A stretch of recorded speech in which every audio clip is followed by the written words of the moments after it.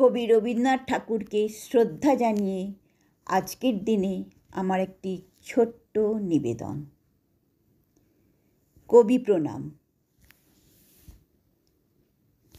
হে রবি ঠাকুর, তুমি নও শুধু 25শে বৈশাখ কিংবা 22শে শ্রাবণ। তোমার উপস্থিতি আমার রন্ধে শিরায় উপশিরায় অনুক্ষণ।